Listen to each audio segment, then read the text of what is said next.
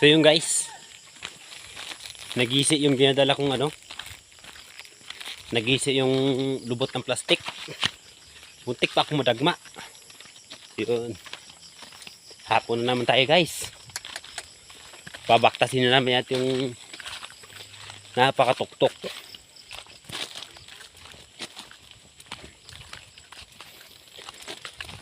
Noong unang punta ko dito guys, sabi ko sa sarili ko, pa ako nakabalik ng Kalamban, di na ako ulit. Yun. Hindi ko akalain habang tumatagal, magtutuman na rin ako dito. Pero nasanay na rin. Sanay na ako sa pamumuhay ng province. Kahit kabundukan man. O yung trabaho natin. Huwag natin ikahihiya.